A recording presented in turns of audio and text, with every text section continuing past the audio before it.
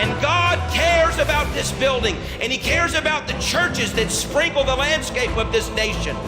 And if you go to Europe today, you'll see cathedral after cathedral that were beautiful, and they're empty. And if we don't get right in this nation, that's going to happen. Look around you at the sloth. Look at the empty pews. Look at the big gaps. They didn't want to hear the truth. Believe in something today. Welcome to Beyond the Walls with Pastor Cary Gordon of Cornerstone World Outreach in Sioux City, Iowa. Check out our website at beyondthewallsradio.com. Thank you for tuning in. Enjoy the sermon. So Molly looks at Jonas and says, go ahead now and go to your room. That's a positive statement grammatically. You do go to your room. I'm looking at the same thing that he's doing. The reason she said, you go to your room, that's a positive statement. Do this. Go do this. I might look at him and say, stop pinching your sister. And Molly looks at this, because he's pinching her, go to your room. I said the negative command, stop pinching your sister. She said the positive command, go to your room. The roles can be reversed. There are other times when she beats me to the punch. She says, stop pinching your sister. And I say, get out of my sight.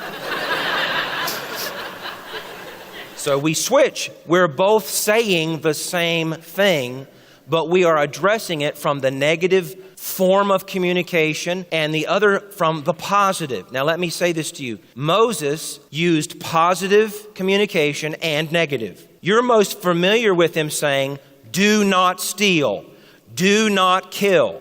But he also said in the first command, the premise of the first table, love the Lord your God with all your heart, mind, soul, and strength. Moses said that, so did Jesus. So Moses communicated the same truth about how to walk out love. And he used the negative way and the positive. Jesus did too.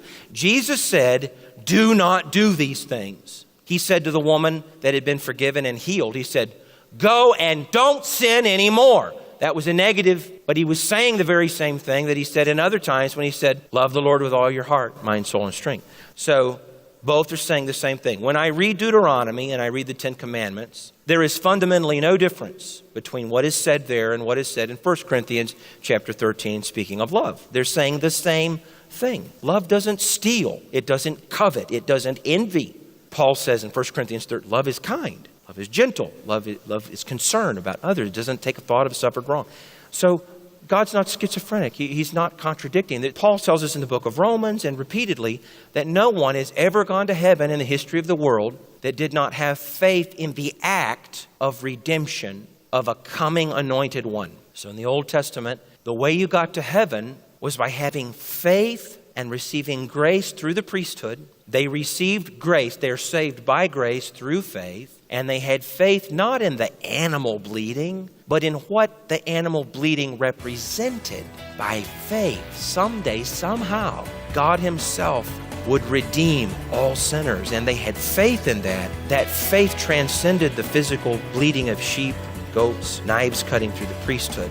And they looked forward in time and saw redemption through God. Don't miss the conclusion of this sermon. Check out our website at beyondthewallsradio.com. Thank you for tuning in.